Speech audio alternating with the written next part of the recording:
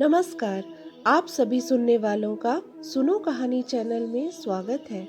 हमने पिछली कहानी में श्वेत केतु की कहानी सुनी थी जो अधूरी रह गई थी। आज उसी कहानी को आगे बढ़ाते हैं।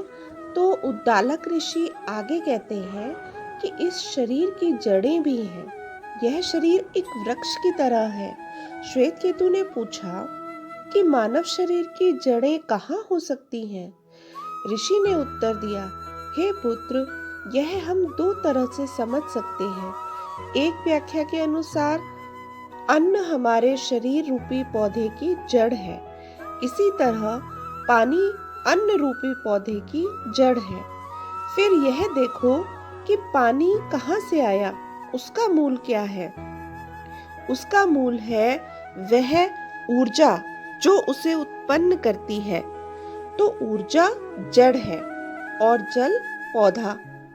अगर हम पूरी सृष्टि को देखते हैं, इसकी मूल जड़ें उस एक ईश्वरीय सत्ता में है। उसी सत्ता पर यह सृष्टि आश्रित है और अंत में उसी में जाकर मिल जाती है। श्वेत केतु ने अगला प्रश्न किया, यदि यही सत्य है तो हम इससे अनजान क्यों रहते हैं? ऋषि कहते हैं कि चलो मैं एक उदाहरण के साथ इसका उत्तर समझाता हूँ। सुनो, जिस प्रकार मधुमक्खियाँ अलग अलग फूलों का रस इकट्ठा करके शहद बनाती हैं, परंतु इसकी एक बूंद में किसी एक फूल की महक नहीं मिलती है। श्वेत केतु कहता है कि हाँ पिताजी, उसका तो हमें केवल मधुर स्वाद ही मिलता है।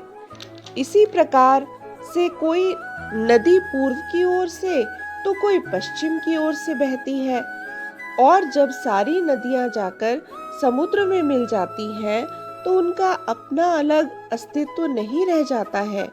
ऋषि कहते हैं, श्वेत केतु, इसी प्रकार से जब सारी सूक्ष्म जीव उस एक परम सत्ता में मिल जाते हैं तो उनका व्यक्तिगत स्वरूप कुछ नहीं रहता। श्वेत केतु कहते हैं, हे भगवान, इसे फिर से समझाइए, यह जानना अति आवश्यक ज्ञात होता है। ऋषि कुछ आगे बढ़कर एक बड़े बरगद के पेड़ को दिखाते हुए कहते हैं, जाओ श्वेत केतु, इस पेड़ का एक फल ले आओ। श्वेत केतु फल लेकर आता है। ऋषि कहते हैं, इस फल को तोड़कर देखो। श्वेत केतु फल को तोड़कर देखता है तो उसमें छोटे छोटे बीज निकलते हैं। ऋषि उद्दालक उसमें से एक बीज को तोड़ने के लिए कहते हैं। जब श्वेत केतु बीज को तोड़ता है तो बीज अंदर से खाली था। ऋषि कहते हैं, श्वेत केतु, इसी बीज से यह विशाल पेड़ जन्म लेता है, वही सृजन करता है।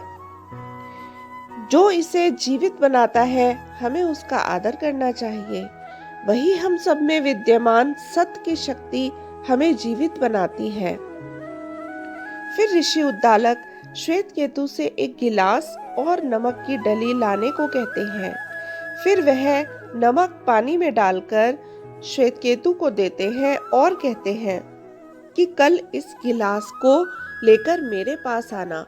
अगले दिन सुबह श्वेत केतु वही गिलास लेकर ऋषि के पास वापस जाते हैं तो ऋषि कहते हैं, श्वेत केतु, इसमें से नमक की डली वापस निकाल कर दिखाओ। श्वेत केतु ऐसा नहीं कर पाता है क्योंकि नमक पानी में घुल चुका है। तब ऋषि कहते हैं, हे पुत्र, नमक तो पानी में है, परंतु तुम अब उसे देख नहीं सकते हो।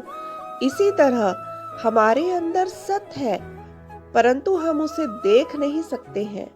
शायद इसीलिए ज्ञानी लोग हमेशा कहते हैं कि यदि हमें अपने अंदर इस आत्म की पहचान हो जाए तो हम ब्रह्म से पहचान कर सकते हैं। इसी के साथ यह श्वेत केतु की कहानी का प्रसंग भी समाप्त होता है। अब इजाजत दीजिए, अगली कहानी सुनने के लिए जरूर मिलेंगे। आप कमेंट करते रहिए, शेयर करते रहिए, सब्सक्राइब करते रहिए और लाइक जरूर कीजिए। तब तक धन्यवाद और नमस्कार।